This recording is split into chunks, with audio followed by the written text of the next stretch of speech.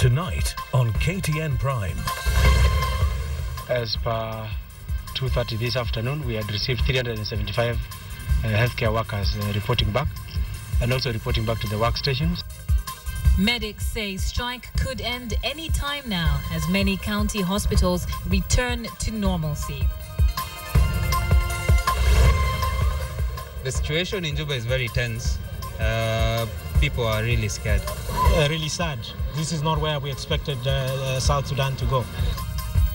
Escape from South Sudan. Kenyans and South Sudanese start arriving in Nairobi. And Wetangula takes early lead in Bungoma as Bomachoge Borabu remains neck to neck. We are not going back to job until our money is in the accounts.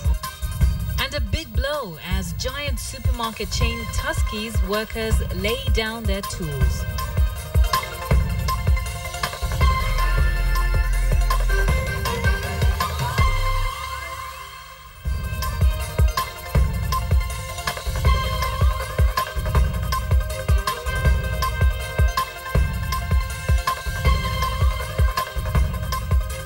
Good evening and welcome to another edition of KTN Prime.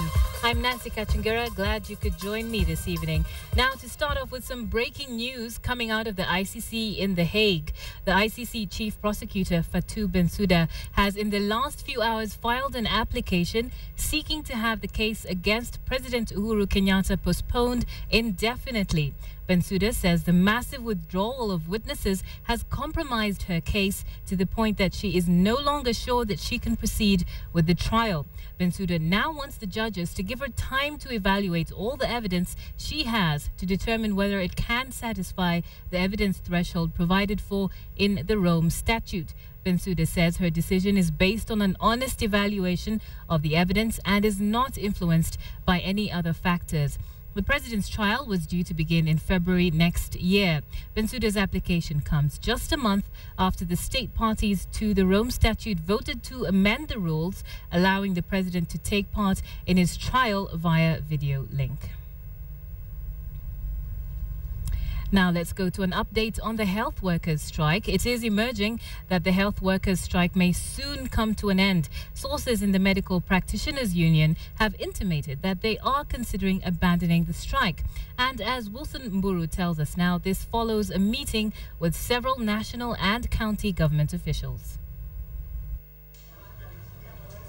A senior official at the Kenya Medical Practitioners, Pharmacists and Dentists Union has told KTN that the nationwide health workers' strike could end any time now.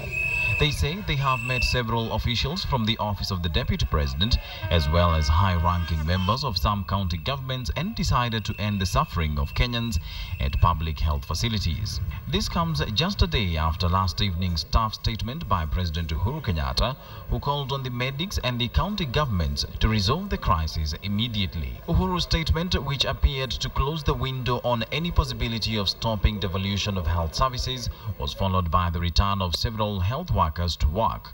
This is Longisa District Hospital in Bomet County, where 87% of the health workers are back to work. We have 45 new recruits, and out of the 45, we have 5 medical doctors who are assisting us in management of these patients. There are also the doctors who are operating on patients who require surgical interventions. In Mombasa County, the government was vigorously recruiting today after President Uhuru Kenyatta gave the green light to governors to do all it takes to save the situation.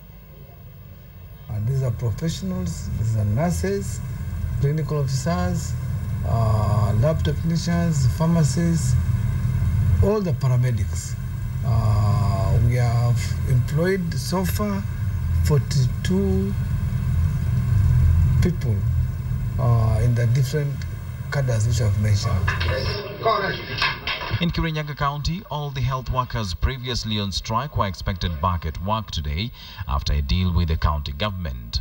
We have given them the assurances and we have committed ourselves to do a small memo that the management can be able to use has approved that the county government of Kirinyaga is going to do all what it takes to ensure that there will be no interference on, one, the salaries of the health workers in this county.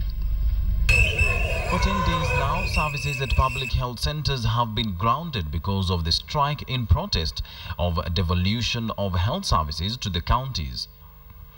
Tens of people, including 8 unborn babies at the Kenyatta National Hospital, died after the mothers failed to get the essential medical care. But even as that unfolds, a section of the health workers in Nakuru and Kericho counties are adamant that they will stay on strike until their demands are met. Public health facilities are regrounded, and they shall remain regrounded until such a time that we get our demand, which is very simple, that they reverse the illegal transfer of personnel emoluments back to central government until structures are put in place. Surely, is this too much to ask for? Professional associations have joined President Uhuru Kenyatta in calling on the health workers to obey court orders. We must respect that institution of the judiciary, because if it was an issue of only pursuing and listening to orders that favor you, then we would always be at cross purposes. They were speaking in Nairobi County. Wilson Buru, KTN Prime. Well, there you have it. The health workers have held out for 10 days.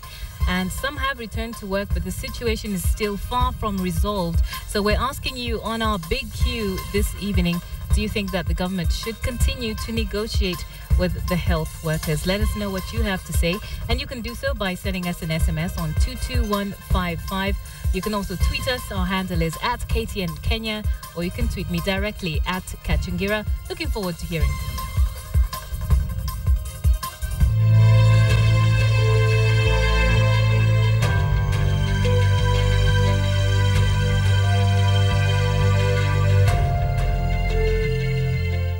Now, we've been in Bungoma following all the activity around the by-elections, and Ben Kitili is there right now. He's going to give us an update on what is happening there. Ben, do we have any results yet? What is happening in Bungoma right now? Yes, Nancy, it is a buzzing situation here at the tallying hall here at the KIE in Bungoma County. This is the county tallying center, and as you can see clearly, it is packed. They can barely get a space to stand here, and of course it is full of supporters, of course, the country and the county of Bungoma. Now, almost has an idea of who the senator of Bungoma County will be. Provisional results by the Independent Electoral and Boundaries Commission have been streaming in for the last 2 hours or so. They have been coming in thick and fast, and of course Kenyans and the residents of Bungoma County are almost certain on what is happening, who will be their next senator. Of course, these are not official results, they are provisional results, just giving an idea of how things will be. As we speak, just looking at the screen in front of me, is that Moses Wetangula, the Ford Kenya party candidate, and of course the immediate former senator of this particular county, is going to retain this seat, going by all things constant, so to speak. Moses Wetangula of Ford Kenya party is leading, that is after 907 out of 941 polling stations in this county of Bungoma.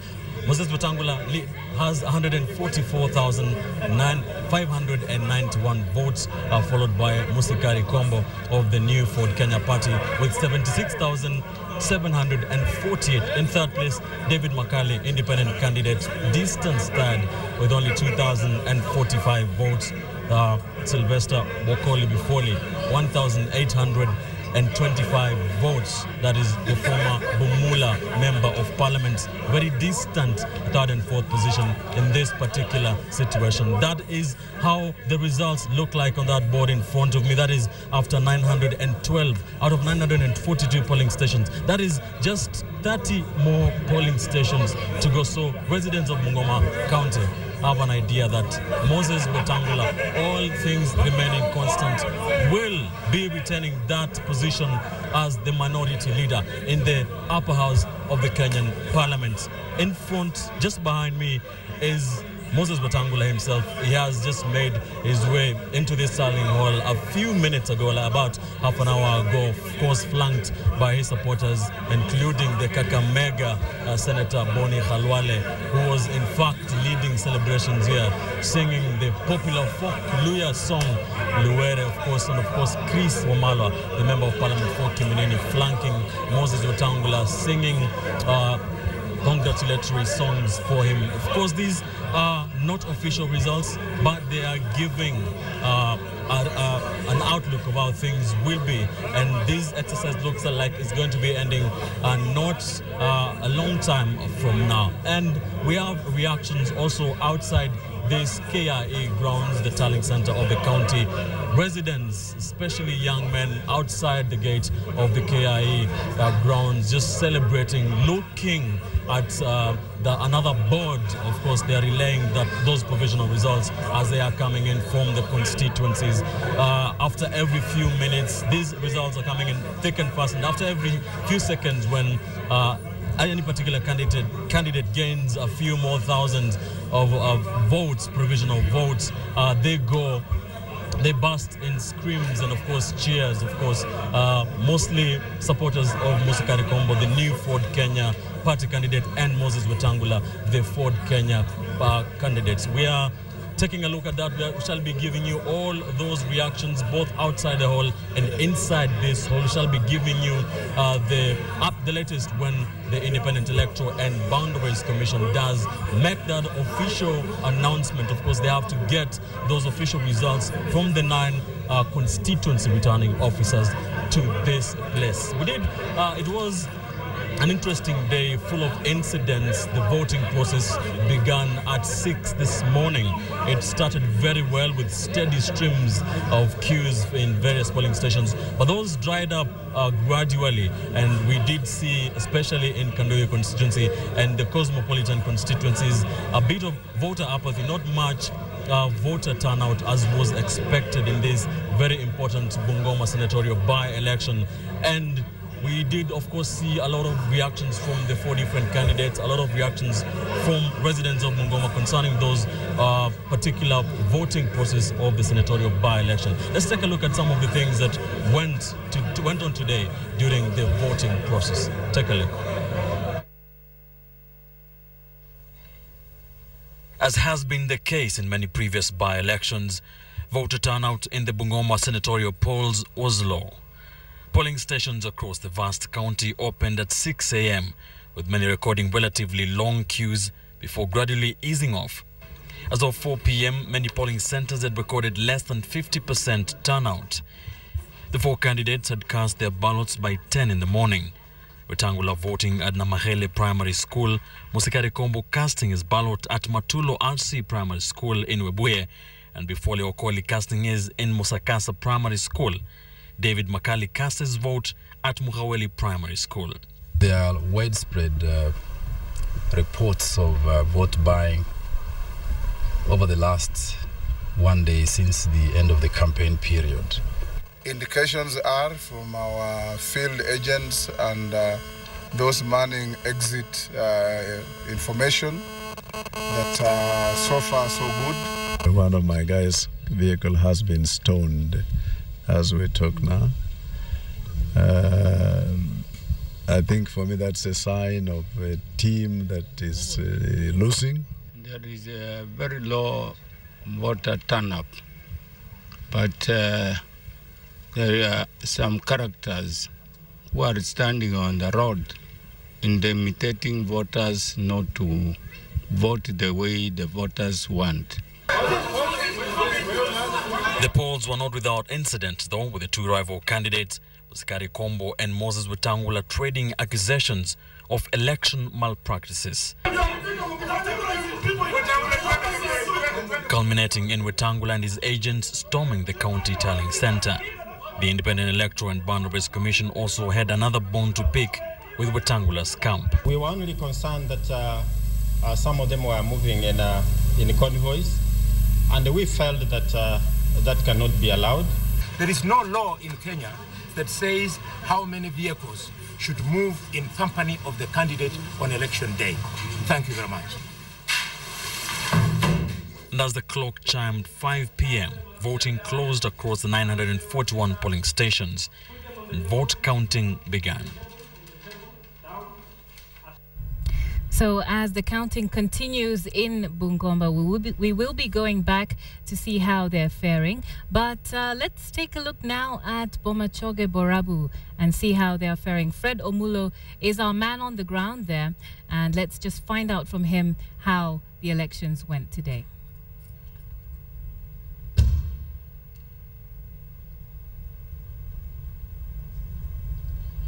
Hello, Fred. Hello, Fred. Can you tell us about Bomachoge Borabu today? How have the by-elections gone?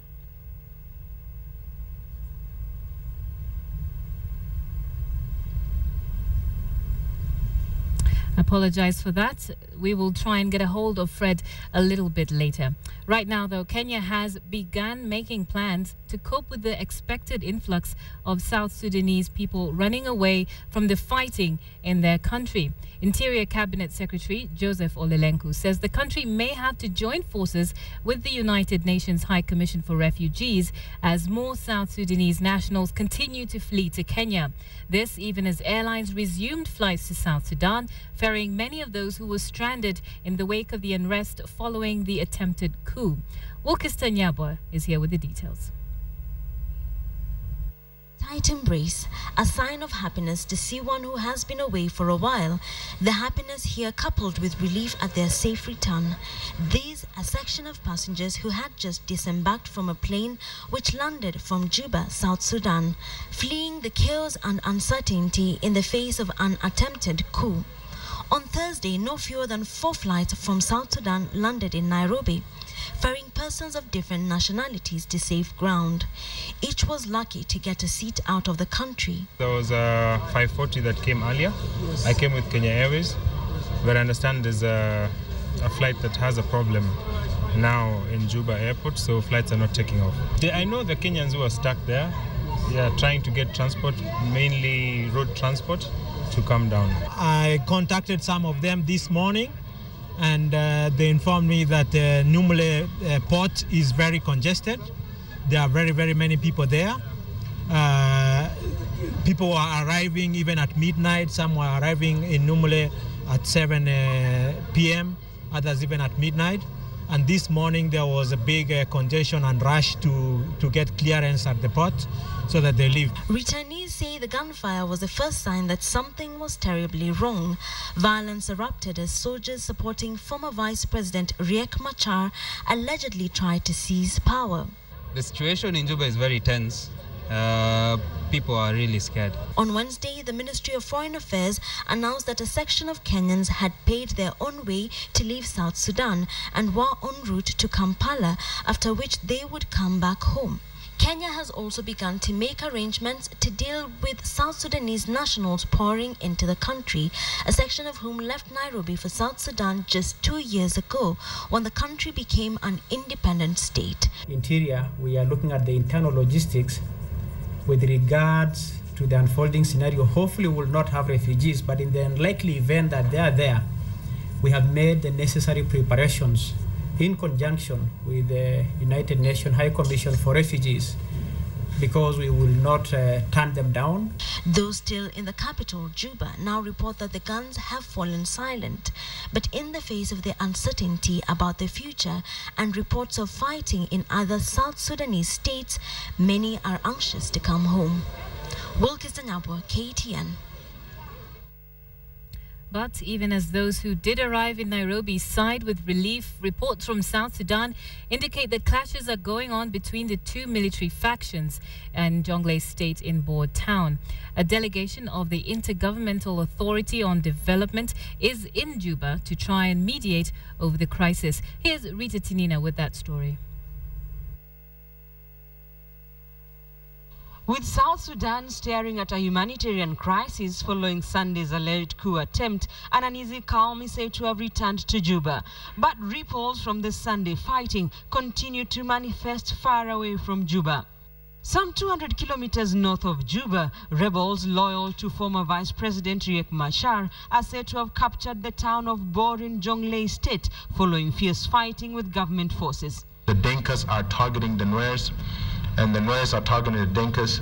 And if it's not contained, the issue will get out of hand very quickly. South Sudan's President Salva Kiir has accused his former deputy Riek Machar of being behind the coup attempt. But Machar, who was sacked in July and who is on the run, has denied the allegations and is instead accusing the president of using it as an excuse to clamp down on his political rivals. Machar is reported to have asked the army to overthrow Salva Kiir. The former deputy president has said he will only talk to Kiir if it is about his exit from Juba. President Kiir has made a statement through his foreign minister that he's ready for dialogue. But until critical steps are taken for this dialogue to start, there will be more bloodshed, I assure you of that. A delegation of the Intergovernmental Authority on Development, IGAD, including Kenya's Foreign Affairs Cabinet Secretary Amina Mohamed and Foreign Affairs ministers from Ethiopia and Uganda, are in Juba to try and mediate over the crisis. South Sudan is our neighbor and friend and a strategic partner, and therefore, as a country, we are using all means to wish that their situation return to normalcy. According to estimates given by the United Nations mission in South Sudan, UNIMIS, last night, the fighting, which erupted in Juba between units of the presidential guards from competing tribes of the Dinka and Nuer, has left at least 500 people dead, while at least 20,000 have sought refuge in United Nations compounds in Juba. Rita Tinina, KTN.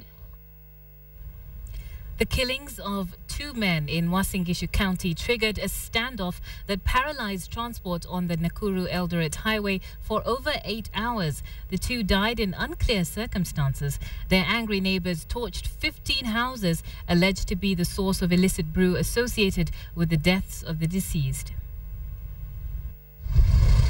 The major traffic snarl-up along the busy Eldoret-Nakuru highway was the aftermath of a night brawl at a Chang'a den that degenerated into a more serious issue involving the security of an entire village.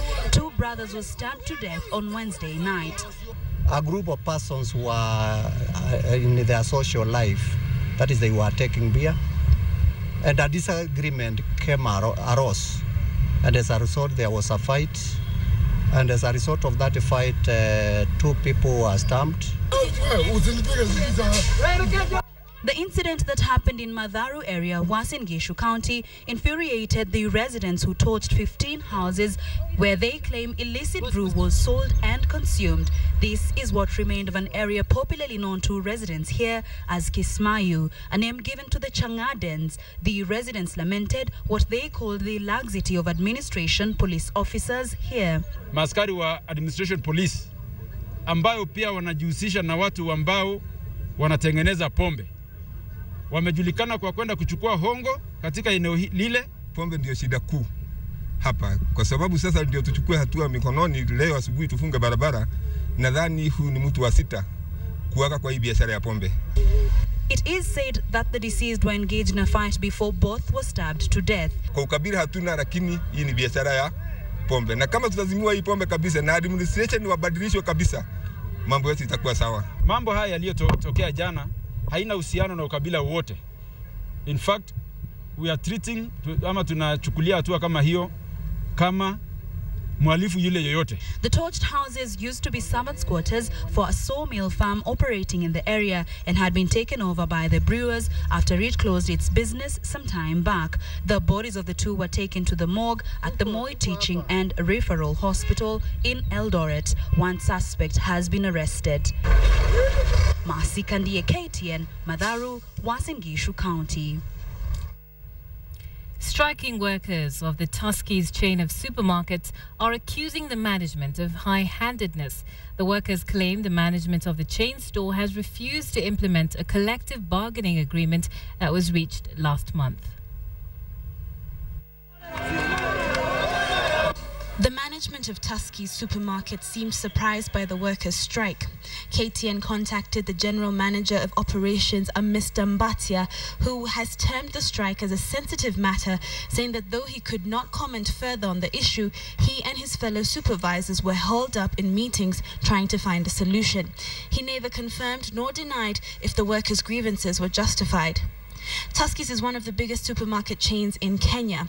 Given that it's only 6 days to Christmas, it is feared that the company could have lost billions of shillings due to the nationwide strike. We backdated the CBA up to from the month of March. So we are calling for arrears for the month of March up to December. And they have not paid even a single penny. The collective bargaining agreement that was registered at the industrial court last month also stipulated that workers should be paid overtime and that working hours be redefined. Workers were to have a 10% salary increment in the first year and another 11% in the second year. Kuna pesa kwa hiyo payslip kuna Kenya waliweka kama general overtime 10% wakasema waliweka lakini kwa payslip haioneshani. In 2012, one director, Yusuf Mugweru, accused his co-directors of mismanaging the company. The court ordered the two groups to resolve the matter amicably out of court. However, by February 2013, this attempt at an out-of-court settlement failed, and Mugweru attempted to have his co-directors investigated. Catherine Omwando, KTN. Quick reminder now of our big Q tonight. We're asking you whether you think that the government should continue to negotiate with the health workers as the strike enters day 10. Some health workers are back at work and the strike is still far from resolved. So tell us what you think. You can SMS us on 22155 or tweet us at KTN Kenya, and my handle is @Kacungira. Looking forward to hearing from you. We're going to take a quick break, but stay with us. KTN Prime returns with many more stories. Just ahead, what residents think about the Machakos City project. I came to buy my items for Christmas, and everything, including making my hair, and vile nilifika hapa nilishtuka. I didn't know I could expect such a thing. You're watching KTN Prime.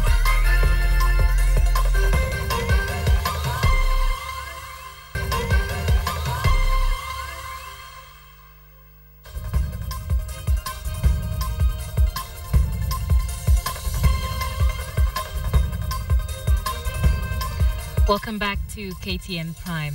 Now, Interior Cabinet Security Chief Joseph Olelenku has launched a new security website dubbed Usalama Watch. He says the website will provide a secure platform for members of the public to submit information to help boost security. Speaking during the launch, Olelenku said that the website acts as an interface between the police and the public. He encouraged Kenyans to upload pictures of errant motorists, robbers, and any other kind of lawbreakers. The website will first be operational only in Nairobi before it expands to include other counties. Nearest police station to go on. As we continue to unveil technological innovations, which let's see how this. Many Kenyans sometimes have information that they don't know who to give, where to take it, and even sometimes how to give it because of security concerns. So we are very, very happy that we have been able to find a solution with the technology providers in which technology becomes that platform for sharing this information. So I want to encourage Kenyans to use this platform. To give police information, to use this platform to provide us with their concerns, and to embrace using technology and also become part of the entire security situation as a concern for all of us. Well, up next is business, and we're joining Bonnie Tunya for that. Good evening, Bonnie. Good evening, Nancy. As always, we have a lot in store for you in business, but today we'll try to just to give you 3 stories, and we're focusing on the flower industry in the country, and there's a host of licenses that are really pushing investors away from that sector. I have all those details. In association with KCB.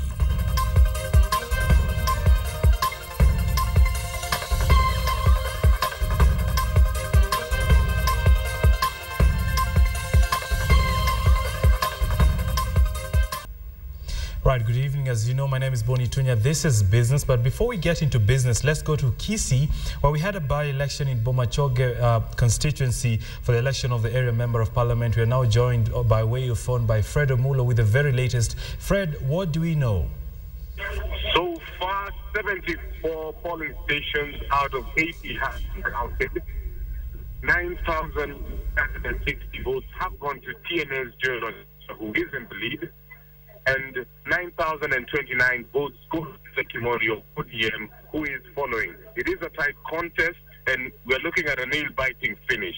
None of the candidates is here, and the mood in the hall here is very calm, no excitement. Everyone is anxious and waiting to see whether those 6 remaining stations will bring a change or will confirm Joel Onyansha as the MP of Bomachoge Borabu. Fred, you say it seems to be a close call, but how many polling stations are yet to submit their results so far? Only 6 are left.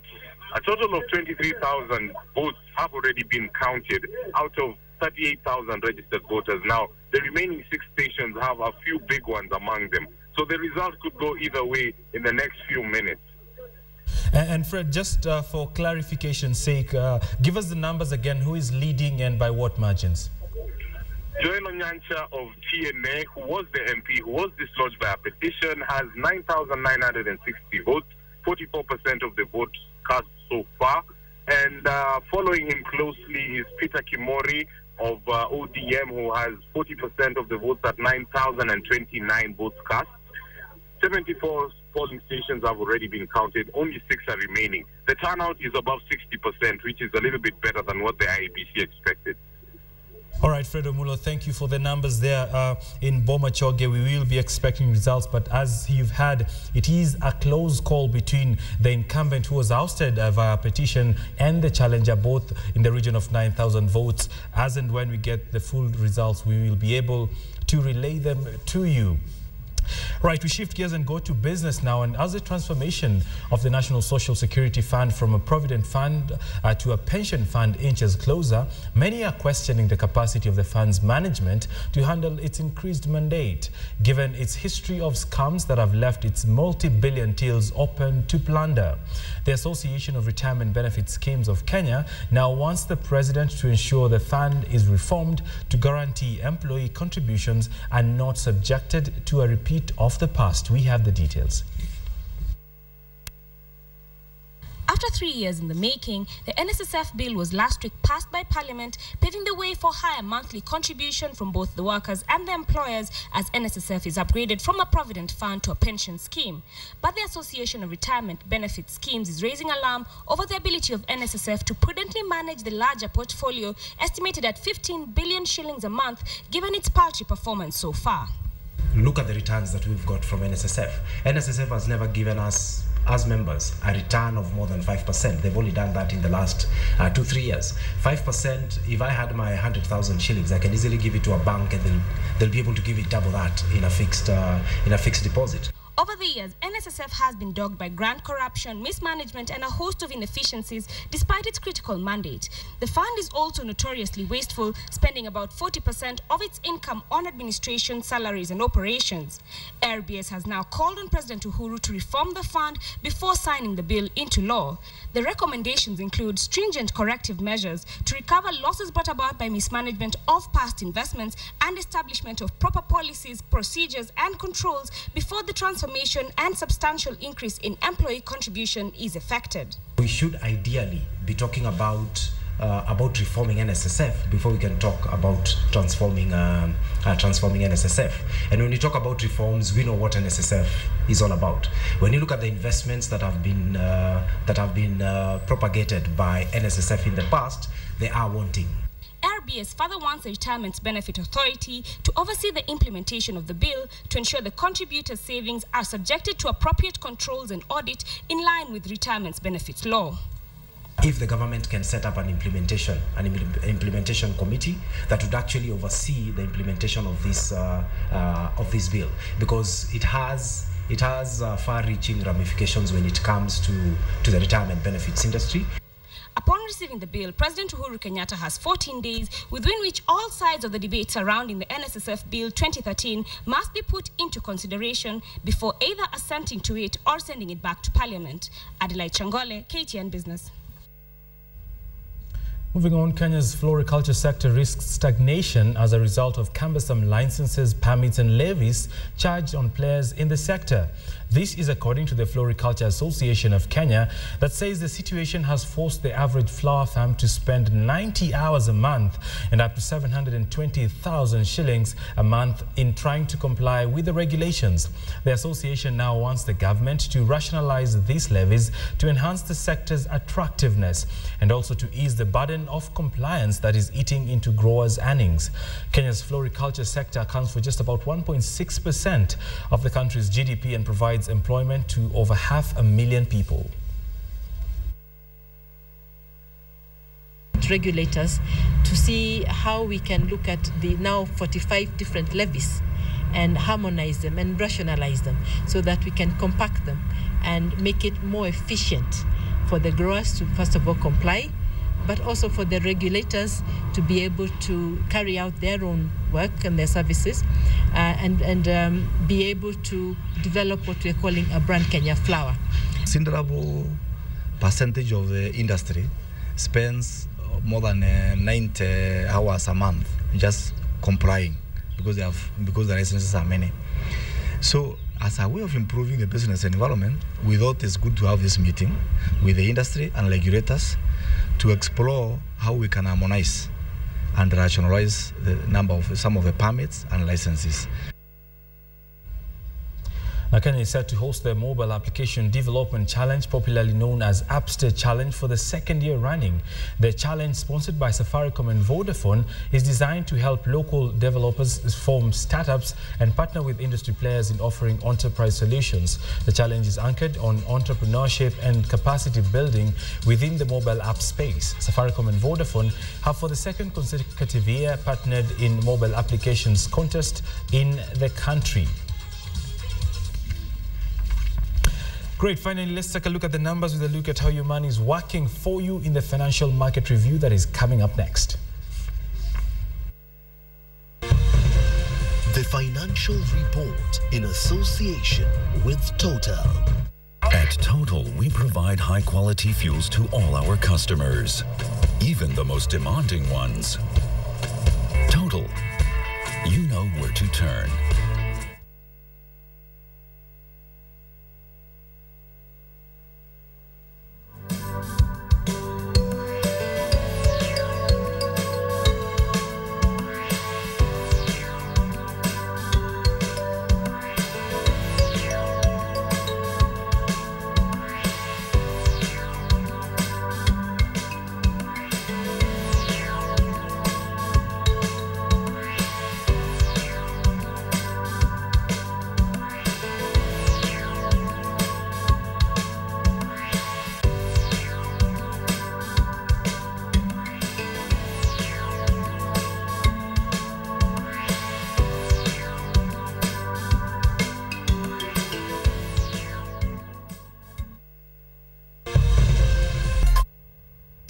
Some good news tonight. Several people living with disability in Mombasa today got an early Christmas gift courtesy of the Niko Fiti campaign being championed by Kenya Reinsurance in partnership with Standard Group Limited. The over 200 people, comprising of children, adults and the elderly, received wheelchairs, crutches, prosthetic hands, legs and special shoes, among other items required by people living with disabilities. This year's caravan was flagged off in Nairobi and toured Kajiado Kajiado, Machakos, Sultan Hamoud, Makindu, Voi, and ended up in Mombasa's Tononoka grounds. Courtesy of the campaign, 83 devices have been distributed to people within Mount Kenya region and Upper Eastern.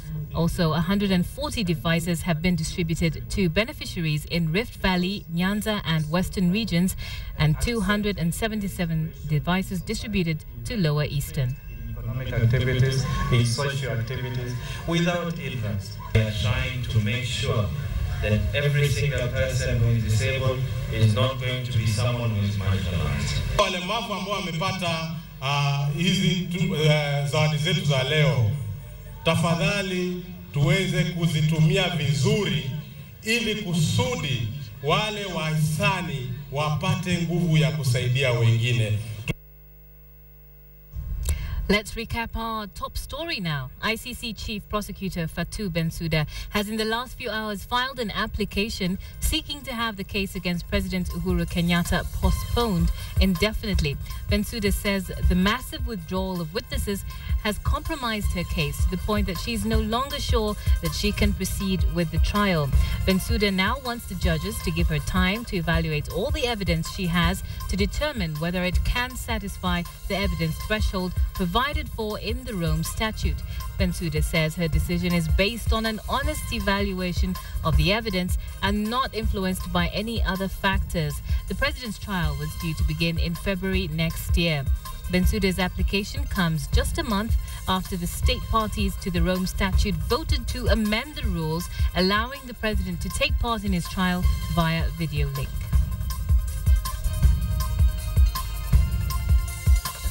Children doing the most unexpected things. Stay tuned for that.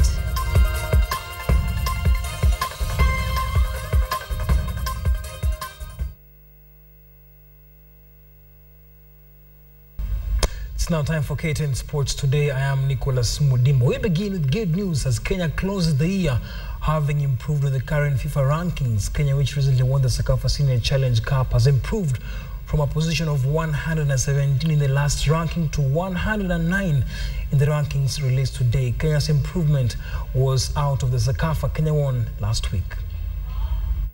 On the right, into the box. It has been 11 years since Kenya won the Sekafa Senior Challenge Cup before ending that drought on December the 12th in Nairobi when the Stars beat Sudan to lift her 6th regional trophy. And now the 2013 champions are Harambee Stars. The Kenya Gold TV Sekafa Cup champion 2013 is Harambee Stars. And by winning that match, Kenya collected 92 points, which lifted the country's ranking from 117 to 109 in the world. That is the largest leap in the recent past by the Stars. On the top part of the table, the first 18 positions remained unchanged as Spain retained their top position ahead of Germany, Argentina, Colombia and Portugal. Ivory Coast, too, remains the top African country at number 17 overall. Nigeria, Egypt and Mali dropped by 1 position and 3 positions respectively, but Tunisia, Cameroon and Burkina Faso climbed up marginally. Joshua Kimboy, KTN Sports Today. Congratulations to Kenya for that big step. Now, moving on, suspended Kenyan Football Federation official Sami Shulei took his fight against the federation a notch higher today, criticizing it for lack of focus and accountability. Shulei was elected 2 years ago and Sam Nyamwe's vice then got suspended. With his second. Football Kenya Federation has been on the receiving end this past week for all the bad reasons.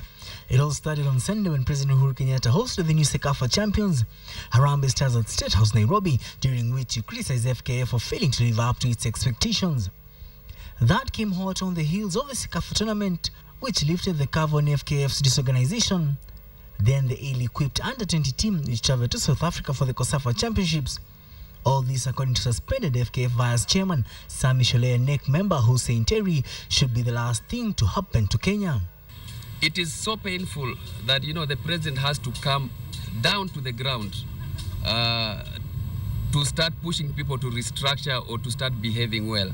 It is embarrassing. Sisi tulipoona ukora ambao unaendelea katika federation, tulitoka na tukaenda tukafanya kesi kwa anti-corruption ambao tunaomba anti-corruption ipeleke hiyo kesi speedy. The duo called for the reinstatement into FKF. Victor Ogale, KTN Sports. Or the biggest rugby rivalry is set to go down this weekend at the Kenya Union grounds along Ngong Road. Lunchbag Queens will take on traditional rivals and neighbors in Para. That match was originally slated for Saturday, 16th of November, but was postponed. The CRT sides whose meeting puts the respective supporters on the edges of the seats. Key players for Queens will include Isaac Kadimo, Wilson Kopondo, Nick Baraza and Prati Sagunda, while Impala will line up Omer Anthony, Oyugi, Neto Simiu and company.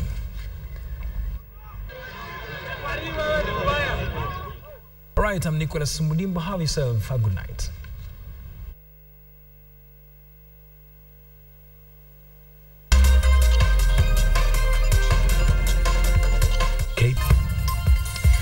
Right, well, let's give you an update right now on Bungoma and the elections there. Right now, Moses Wetangula has over 140,000 votes. And we have Kombo at, actually he's at 149,000 votes. And we also have his closest competitor, Kombo, at just over 80,156 votes. And of course, we shall continue to update you on those by-elections. Well, if you had one of those long, grueling, hard days, here's something that might just make you smile. To end our news tonight, here is a video which has actually made the day for many of us here in the KTN newsroom. Infants involved in feats you would never expect to see. Take a look.